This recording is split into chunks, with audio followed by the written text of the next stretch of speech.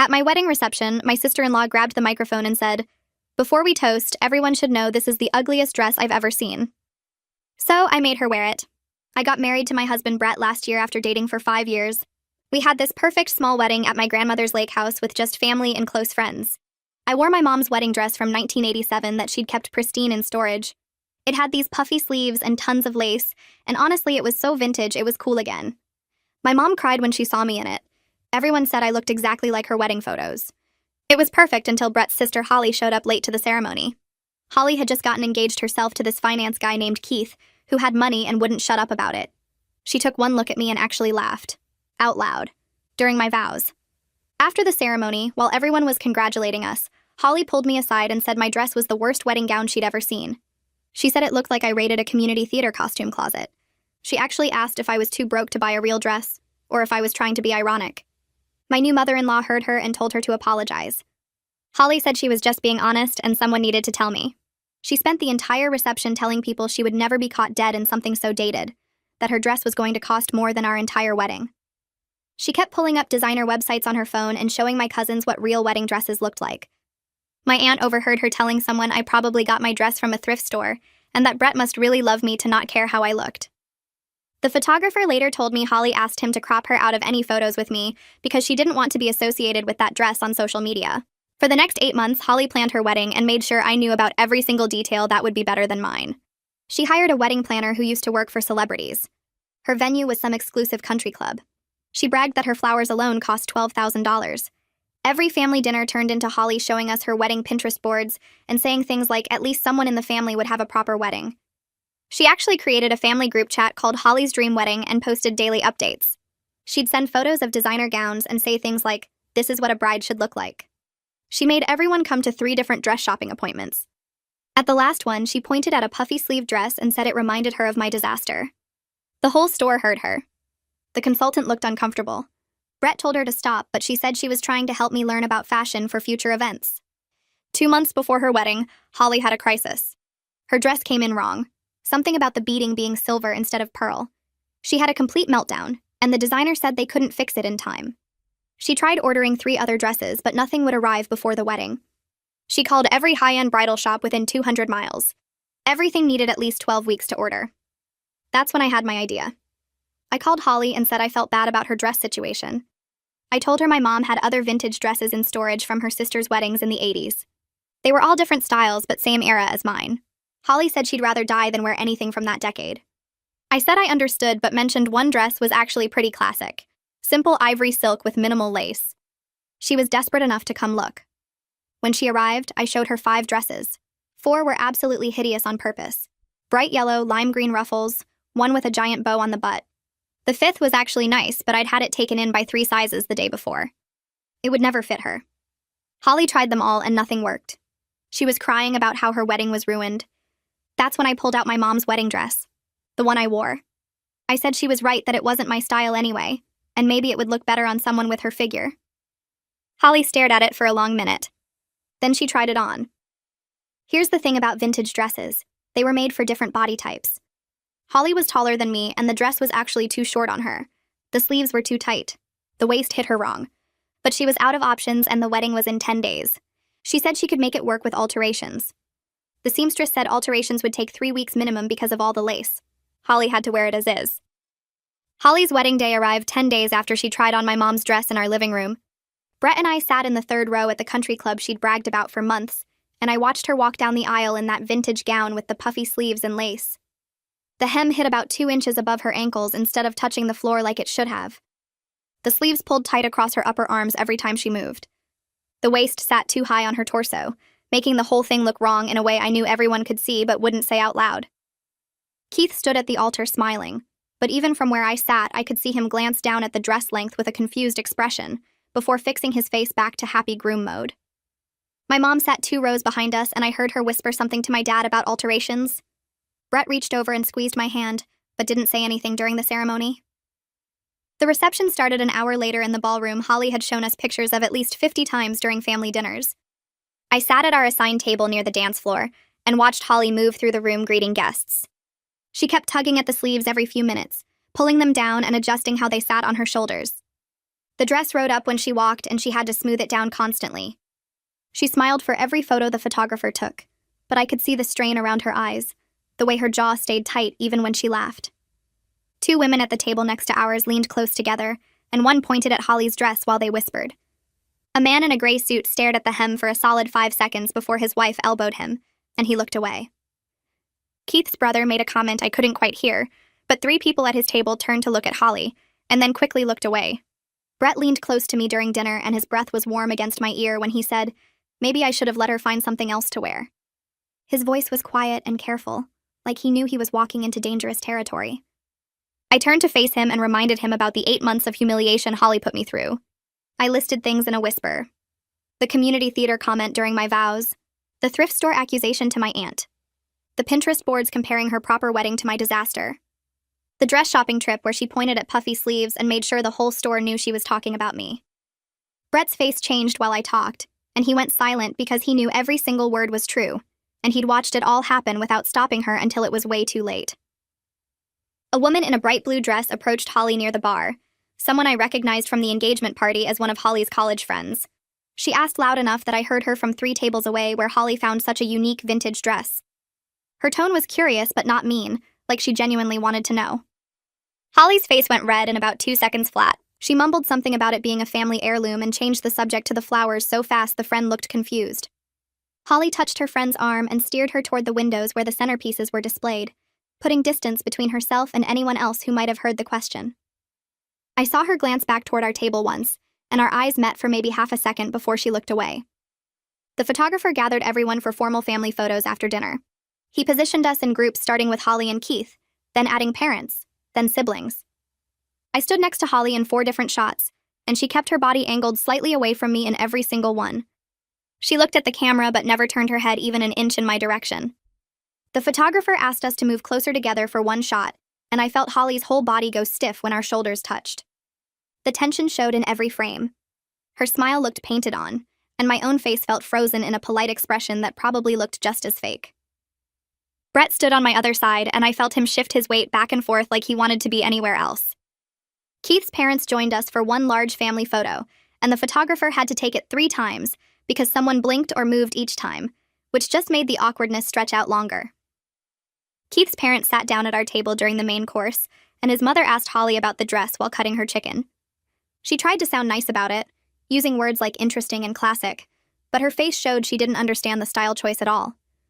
Holly explained it was a last-minute situation, that her original dress had issues with the designer, and this was a family piece she could access quickly. Her voice stayed steady, but I watched her hands shake slightly when she picked up her water glass. Keith's father nodded along like he was trying to be supportive, but kept glancing at the too short hem. Holly's face got tighter and tighter as the conversation went on, and she barely touched her food after that.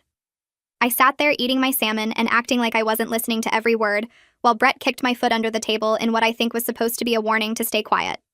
An older woman who turned out to be Keith's aunt from his dad's side stopped by Holly's table during dessert. I heard her clearly from where I sat because she had one of those voices that carried across rooms without meaning to. She commented that the dress looked like it was from a different era, and asked if that was intentional for some kind of theme wedding. Holly's face flushed red again, darker this time, and she made up something about honoring family traditions. The aunt nodded but looked skeptical and said something about how wedding fashion had changed so much since her own wedding in the 80s.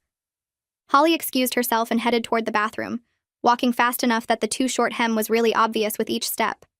She stayed gone for at least 10 minutes, and when she came back, her eyes looked slightly red, like maybe she'd been crying, or at least trying not to cry. I got up to use the bathroom myself about 20 minutes later and passed 2 of Holly's bridesmaids standing in the hallway near the coat check. They were talking in low voices, but the hallway had weird acoustics that made their conversation carry. One of them said the dress didn't fit right and wondered what happened. The other one explained that Holly told her there was a family emergency with the original dress, and this was the only option available on short notice. Her voice sounded genuinely sympathetic, like she felt bad for Holly having to deal with a wardrobe crisis right before her wedding. The first bridesmaid agreed it was terrible luck and said Holly was handling it well considering the circumstances. They both sighed in that way women do when they're feeling sorry for someone, and then headed back toward the reception. I stood there in the hallway for a minute feeling strange about the whole thing. The first dance happened after cake cutting, and I watched from my seat as Holly and Keith moved across the floor to some romantic song I didn't recognize.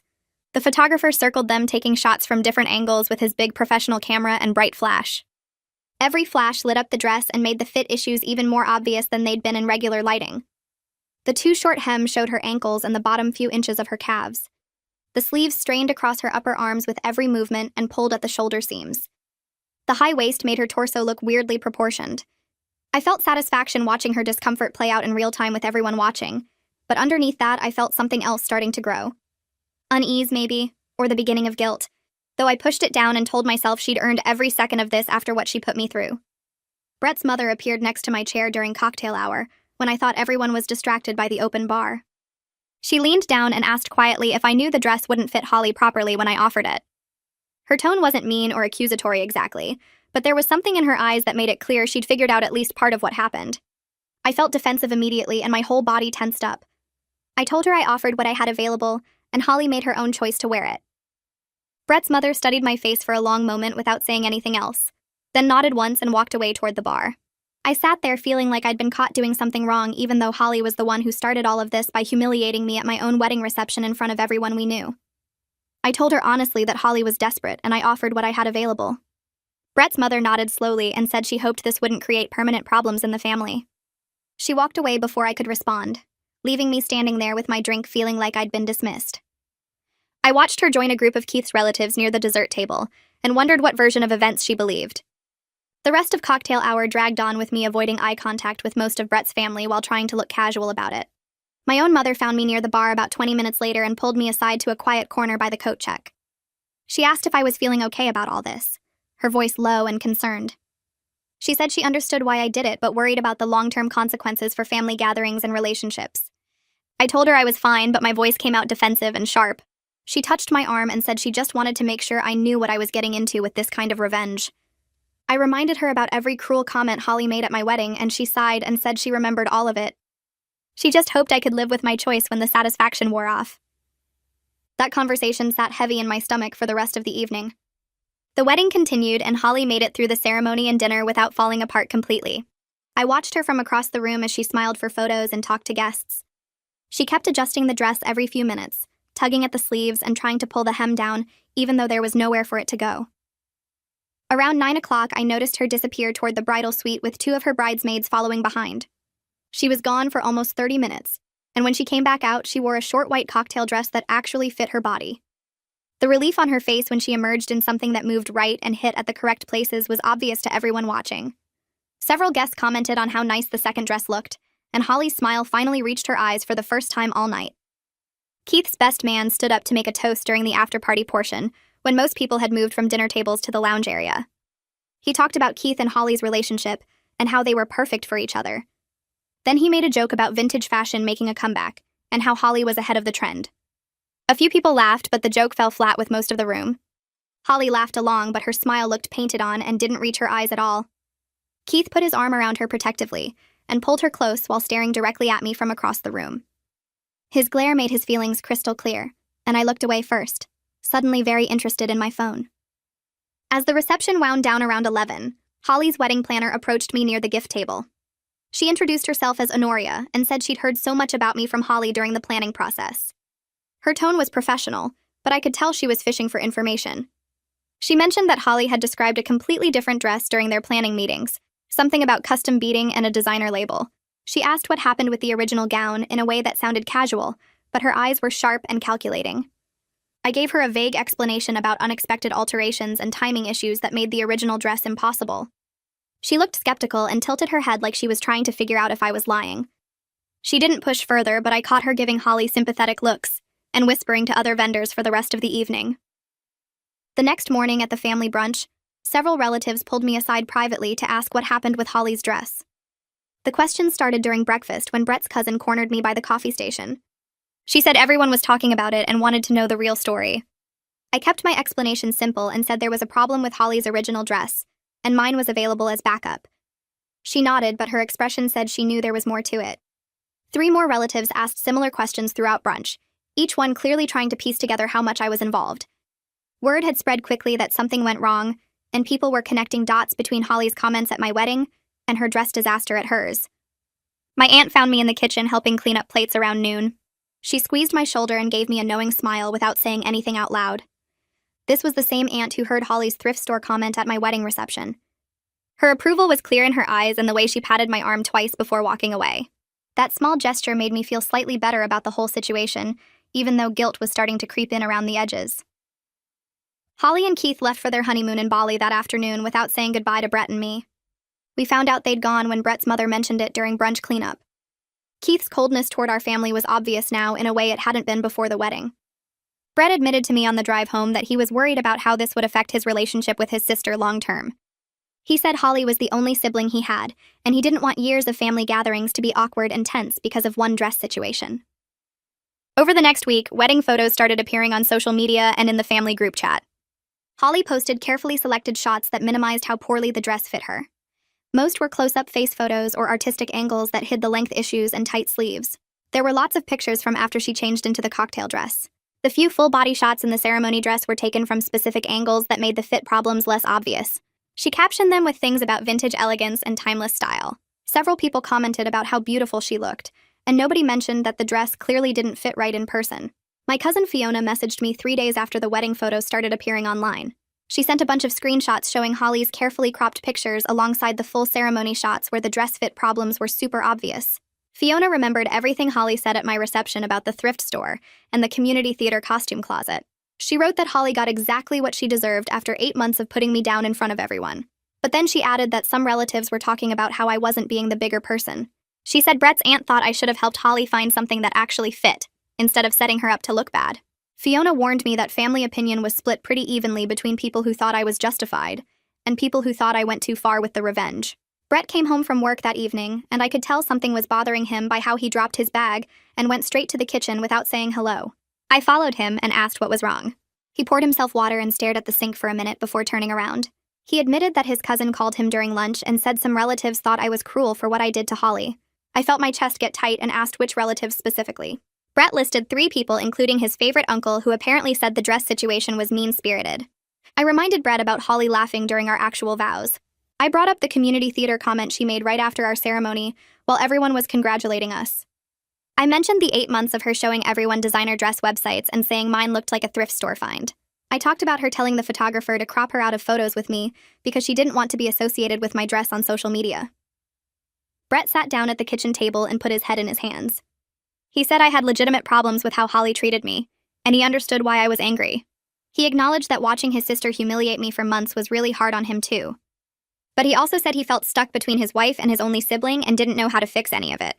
2 weeks passed after Holly's wedding, and the family group chat stayed completely silent. Usually, Holly posted hundreds of honeymoon photos with detailed captions about every restaurant and beach and hotel room. The dream wedding chat that had been active every single day for 8 months suddenly had zero activity. Brett checked his phone constantly, waiting for updates that never came. His mom texted him privately asking if he'd heard from Holly and Keith in Bali. Brett said no, and his mom replied that she was worried about the silence. I felt weird about it too, even though part of me was relieved not to see Holly's face on my phone every morning. The quiet felt heavy and wrong, like everyone was holding their breath, waiting for something to explode. Brett's mother called on a Wednesday afternoon and told Brett she was hosting a welcome home dinner for Holly and Keith that Saturday. She said the family needed to come together and move past the wedding drama. Brett hung up and looked at me with this expression of total dread. I spent the entire week feeling sick about having to face Holly. I couldn't sleep well and kept playing out different scenarios in my head of what she might say or do. Brett promised he would support me and stay by my side the whole time. But he also admitted he was dreading the awkwardness and didn't know what to expect from his sister. He said Holly could either pretend nothing happened or completely blow up at me in front of everyone. Neither option sounded good. Saturday arrived and we drove to Brett's mom's house in complete silence. I changed my outfit 3 times before leaving because nothing felt right. My hands were shaking when we pulled into the driveway and I saw Keith's car already parked there. Brett squeezed my hand before we got out. Inside the house, Holly and Keith were in the living room with Brett's parents. Holly looked up when we walked in and her eyes met mine for exactly 1 second before she turned away and started talking to her dad about their flight home. I went to the kitchen to help Brett's mom with appetizers, even though she didn't really need help. For the next hour, Holly and I moved around the house like we were playing some weird game of avoidance. If she went to the living room, I stayed in the kitchen. When she came to get a drink, I went to the bathroom. We never ended up in the same room for more than 30 seconds. The rest of the family noticed and conversations felt forced and uncomfortable. Brett's dad tried to tell a funny story about his golf game, and nobody really laughed. His mom kept asking people if they wanted more food in this too bright voice. Everything felt wrong and tense in a way our family gatherings never had before. Dinner was worse because we couldn't avoid sitting at the same table. Brett's mom had clearly thought about the seating and put Holly and me on opposite ends with the maximum distance possible. Keith sat next to Holly and kept his arm around her chair the whole time. He started making comments about how important family loyalty was, and how treating people with basic respect should be a given. His voice was loud enough that everyone heard him, even though he was technically talking to the person next to him. Everyone knew he was really talking about me. He said something about how some people think being clever is more important than being kind. Brett's fork stopped halfway to his mouth and he put it down. He looked directly at Keith and told him to drop it. The whole table went completely silent. Keith's face turned red and he opened his mouth like he was going to argue, but Holly put her hand on his arm. Nobody said anything for at least a full minute, and the only sound was silverware scraping plates. After dinner, Brett's mother asked Holly and me to help clean up in the kitchen. She basically herded us in there like we were kids who needed a timeout together. Holly went to the far side of the kitchen island and started rinsing plates. I stood on the opposite side loading the dishwasher. Brett's mom handed us dishes and watched us with this frustrated expression, like she was waiting for one of us to speak first. The silence stretched out and became painful. I could hear everyone else in the living room talking in low voices. Water ran in the sink. Plates clinked. Holly scrubbed the same dish for way too long. Brett's mom sighed loudly and asked if we were planning to ignore each other forever. Neither of us answered her. Holly finally stopped washing and turned off the water. Her voice came out flat and cold without any of her usual dramatic flair. She said she knew what I did and she knew why I did it. She wasn't yelling or crying. She just sounded tired and hurt. I realized she wasn't angry about being embarrassed in front of people. She was genuinely hurt that I set her up that way. Her hands were still in the sink and she wasn't looking at me. She said she spent the whole honeymoon thinking about how her own family deliberately made her wedding day worse. I felt something twist in my stomach that might have been guilt, but I pushed it down. I told Holly that she spent 8 months making me feel worthless about my wedding dress. I said I offered her real help when she needed it by showing her all those dresses at my mom's house. Holly turned around then, and her face was different from I'd ever seen it. She argued that I deliberately showed her horrible options first and saved my dress for last when she was desperate. She said I knew exactly what I was doing by having that one nice dress taken in so it wouldn't fit. I didn't deny any of it because we both knew she was right. I did set her up. I did plan the whole thing. I just stood there holding a wet plate and looking at her.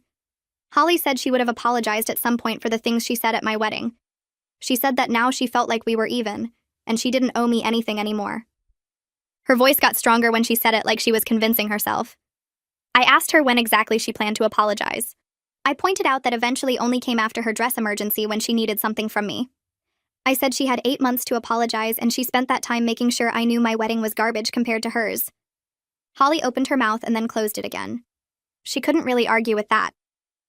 Brett's mom looked between us and left the kitchen without saying anything. We stood there in silence for another minute before going back to washing dishes like nothing happened. We loaded the last of the dishes into the dishwasher and dried our hands on the same towel without speaking. Brett's mom had left us alone to work things out, and we'd reached some kind of understanding without actually saying much. Holly went back to the dining room first, and I followed a minute later. Brett looked up when we walked in separately but close together, and I could see the question in his eyes.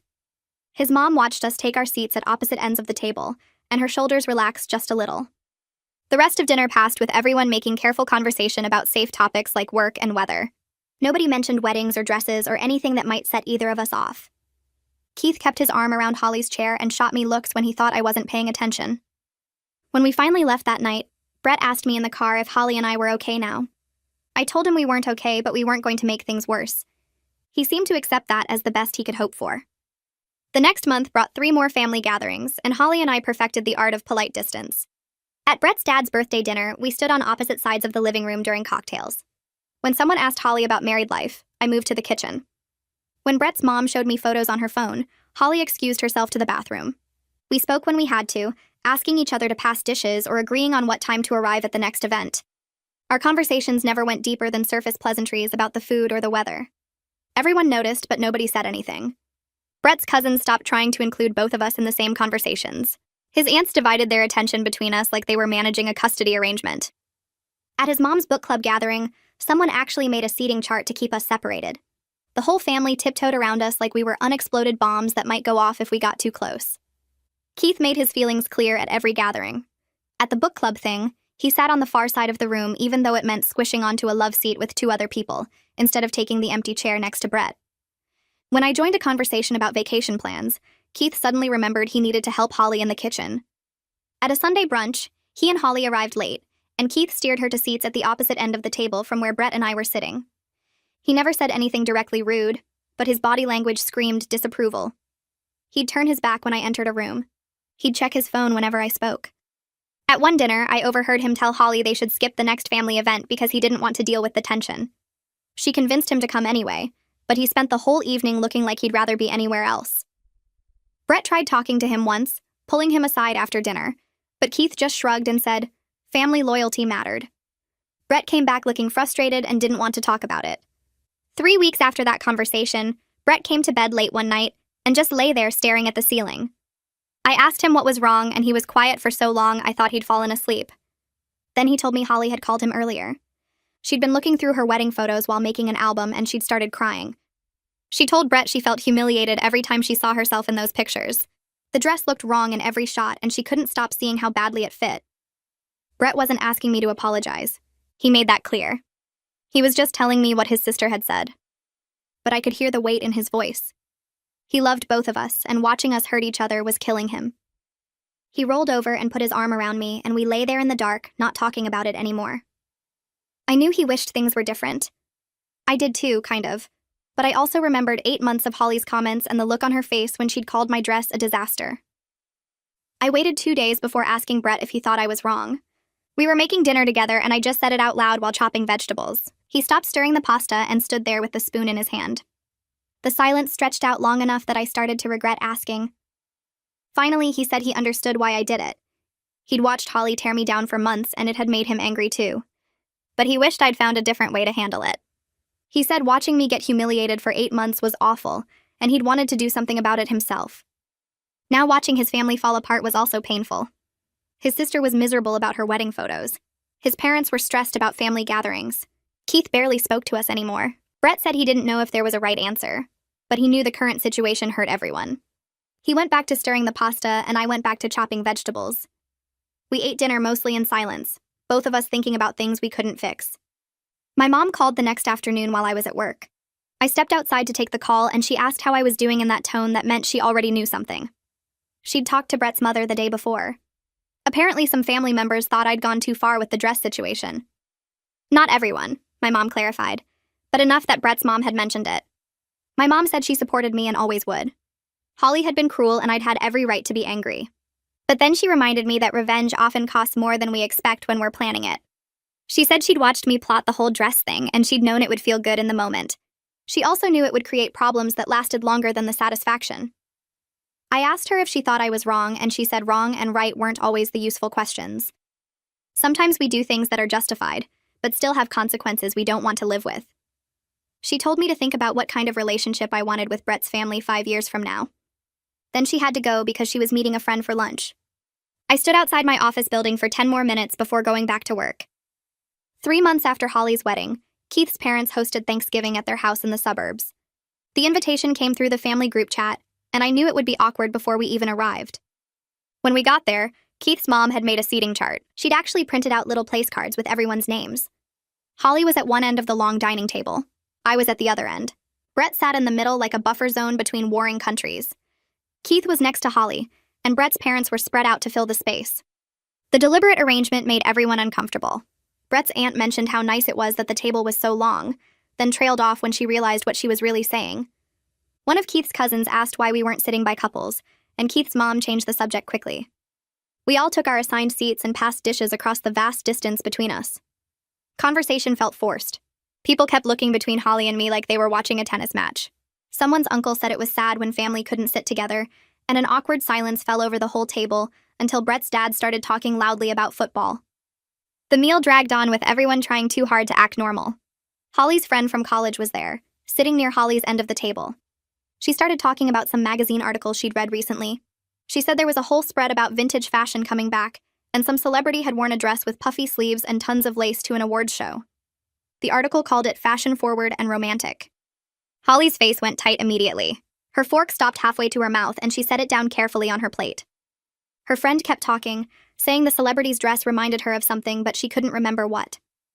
Holly interrupted and asked someone to pass the cranberry sauce, even though it was right next to her. She changed the subject to Keith's new promotion at work, speaking quickly and not making eye contact with anyone. Her friend looked confused, but let it drop. I watched Holly's hand shake slightly when she picked up her water glass. Keith put his hand over hers and glared down the table at me like I'd somehow planned this moment. The rest of dinner continued, with everyone pretending that exchange hadn't happened.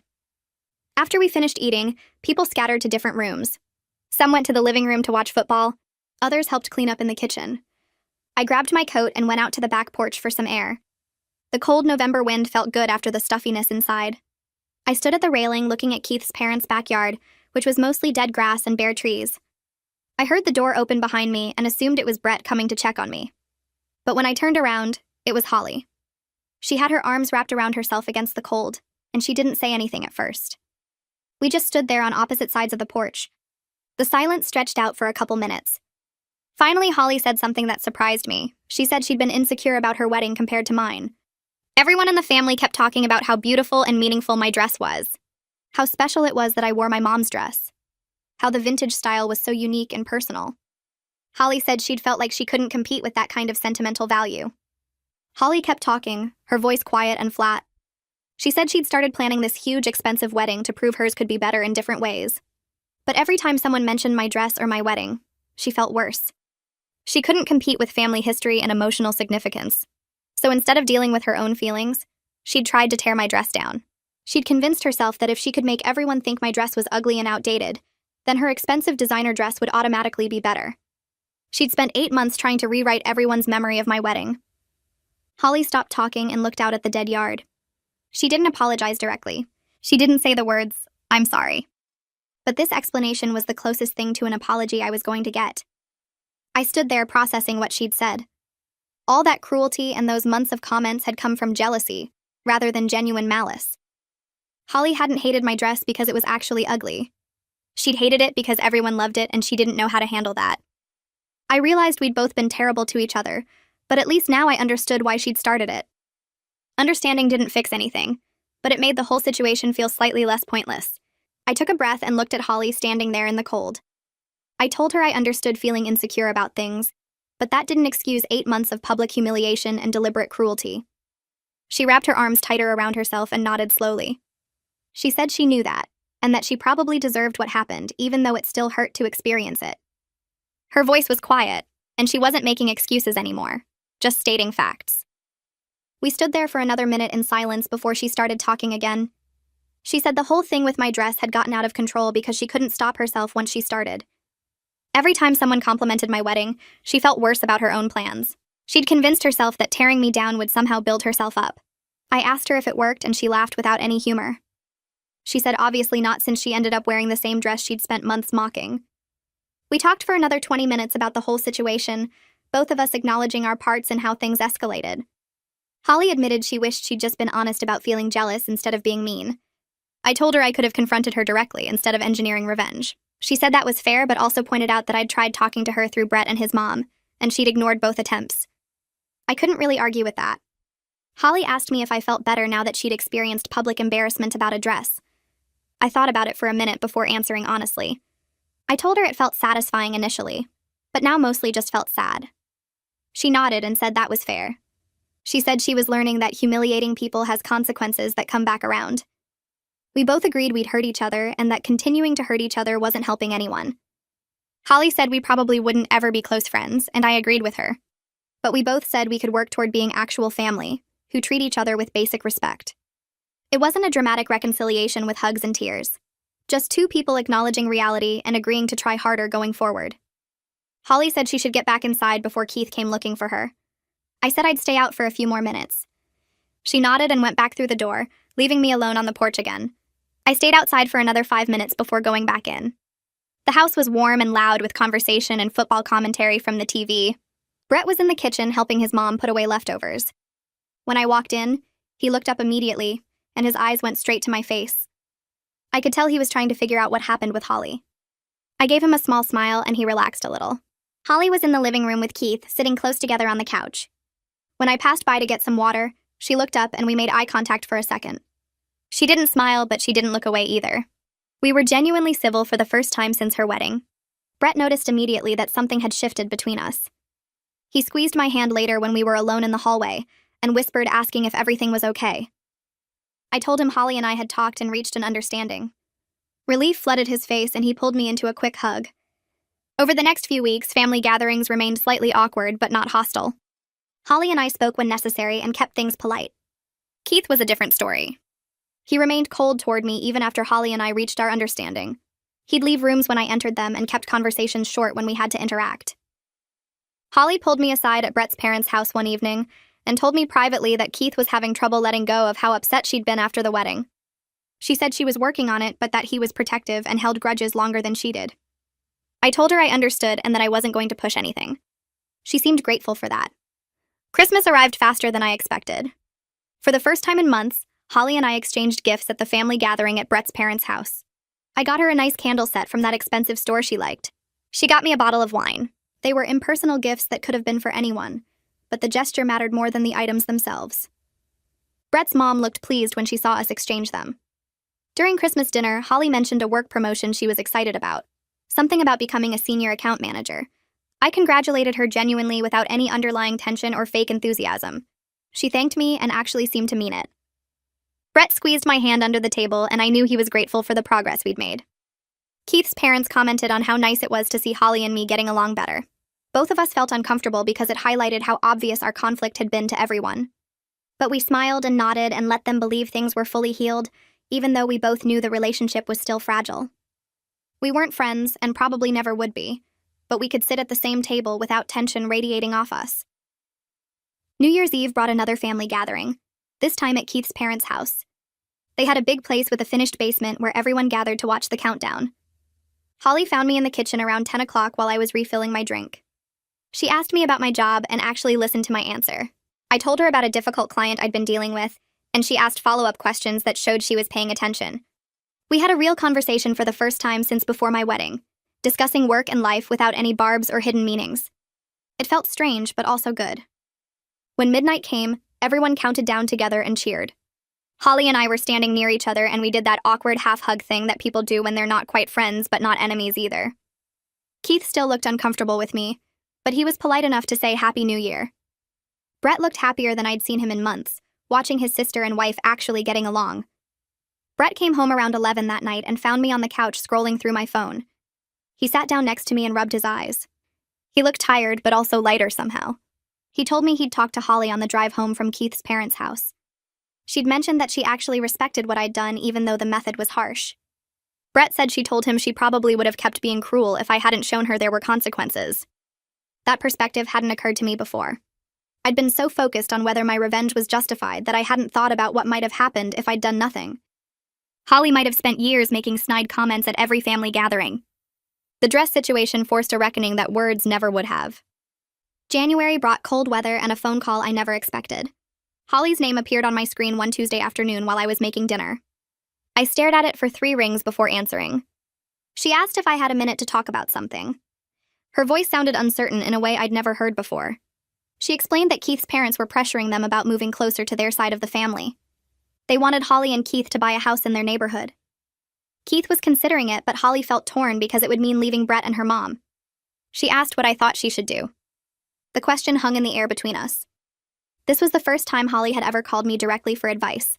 It was a small thing, just one phone call about a family problem, but it felt like genuine progress. I took a breath and told her what I honestly thought.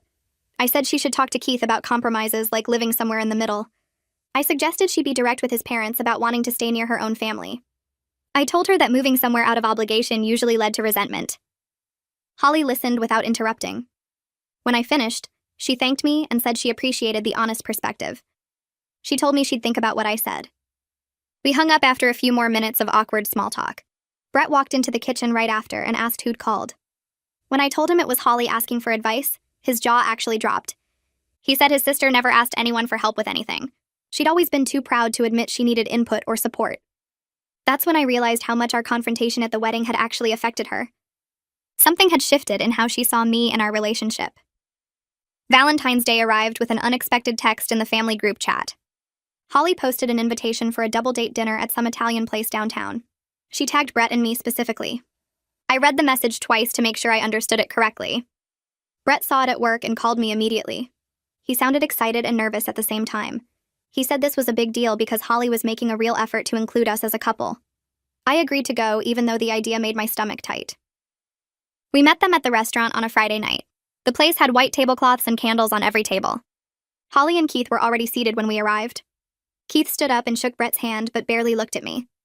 Holly hugged her brother and then gave me a small wave. We sat down, and the first 10 minutes felt stiff and awkward. Keith studied the menu like it contained secret codes. Holly kept the conversation moving by asking Brett about his new project at work. She asked me about my job and actually waited for my full answer. We talked about normal things like vacation plans and movies we'd seen recently. Keith slowly warmed up as dinner went on. He told a story about a disaster at his office that was actually funny. By dessert, the tension had eased enough that we could all laugh at the same joke. It felt almost natural by the time we paid the check. Holly caught my arm as we were leaving the restaurant. She asked if we could talk outside for a minute while Brett and Keith got the cars. We stood under the awning in the cold February air. Holly looked at me directly and said she wanted to move forward instead of staying stuck in the past. She acknowledged that we'd both made mistakes.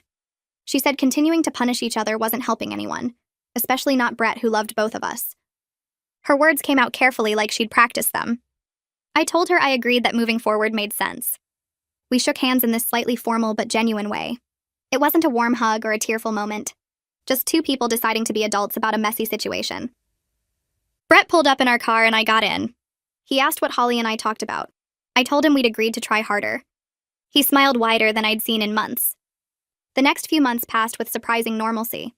Holly and I developed a functional relationship built on mutual respect rather than real affection. We attended family dinners and birthday parties without the heavy tension that used to fill every room. We had pleasant conversations about surface-level things like work projects and weekend plans. We were never going to be best friends who called each other to chat or went shopping together. We weren't going to share secrets or ask each other for deep advice, but we could sit at the same table and have a normal conversation. We could stand next to each other in family photos without faking smiles. It was enough. Brett's mother pulled me aside at Easter dinner and said she was relieved the family drama had settled down. She admitted things would probably never be quite the same as before. I agreed with her completely. Some actions and words couldn't be erased no matter how much time passed. They just got incorporated into a new version of normal. The dress situation would always be part of our family history. People would always remember what happened, but at least now we could be in the same room without everyone holding their breath. A year after Holly's wedding, someone posted a throwback photo in the family group chat. It was from my wedding day. I was standing with my mom and Brett in front of the lake. My vintage dress looked exactly how I remembered it, with all the lace and puffy sleeves. The photo had been taken right after the ceremony when everyone was still happy and celebrating. Within seconds, Holly reacted with a heart emoji. Then she typed a comment that made my phone feel hot in my hand. She wrote that my dress really was beautiful. The group chat went completely silent. No one responded for a full minute. I stared at those words on my screen. Holly had spent 8 months tearing down that dress. She'd called it ugly and dated and embarrassing. She'd compared it to theater costumes and thrift store disasters. And now she was publicly saying it was beautiful. Other family members started responding with their own positive comments about the dress and the wedding. My mom sent 3 heart emojis. Brett's mother wrote that it was one of the most meaningful weddings she'd ever attended. My cousins added memories about how special the day had been. I opened the group chat and clicked on Holly's name to send her a private message. My fingers hovered over the keyboard for a second before I typed that I wanted to thank her for what she wrote about my dress. I added that I knew how hard it probably was for her to say something nice about the dress she'd spent so long tearing apart. The message sat there with 1 checkmark for about 5 minutes before it changed to 2 checkmarks showing she'd read it. Then the 3 dots appeared showing she was typing. Her response came through saying she meant what she wrote and that she was sorry it took her this long to say it. She added that she should have apologized a long time ago for everything she said at my wedding and during all those months after. I stared at those words on my phone screen, knowing this was the real apology I never got before. Not the forced one at Thanksgiving or the awkward truce in the kitchen. This felt genuine because she chose to say it without anyone watching or forcing her hand. I wrote back that I appreciated her saying that and left it there. We didn't need to rehash everything or have some big emotional conversation. The acknowledgement was enough.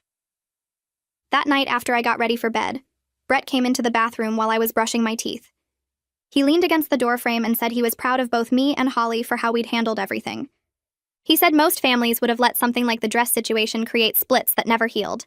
People would have taken sides and stopped talking to each other and made every holiday awkward for years.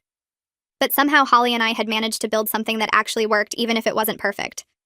We weren't best friends and probably never would be, but we could be in the same room without everyone feeling tense. We could have normal conversations and attend family events without drama. He said that took real effort from both of us, and he was grateful we'd both been willing to try.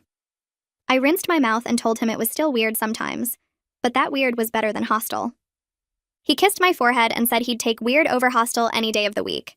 Looking back at everything now with some distance from it all, I know what I did with the dress was petty. I could have been the bigger person and just let Holly's comments roll off me. I could have confronted her directly about how much she hurt me instead of setting up an elaborate revenge plan. I could have refused to help her when her dress fell through and let her figure it out on her own. Any of those choices would have been more mature than what I actually did. But I also don't entirely regret how things went down, because it forced both of us to deal with consequences we'd been avoiding. Holly had to experience what it felt like to be publicly embarrassed about something personal and important. She had to wear a dress that didn't fit right and feel uncomfortable in her own wedding photos. She had to face the reality that her words and actions toward me had real effects that came back around. And I had to sit with the knowledge that revenge doesn't actually make you feel better in the long run. The satisfaction wore off pretty quickly, and what remained was just the mess we both had to clean up. But that mess led to honest conversations we never would have had otherwise. It pushed us to actually address the hurt instead of pretending everything was fine. Now Holly and I have a relationship built on mutual understanding that actions have consequences for everyone involved. We both know where the boundaries are and what happens when you cross them. Sometimes the messy, complicated path through a problem leads to a more real destination than taking the high road ever would have. We're not close, but we're honest with each other, and that feels more valuable than fake politeness would have been.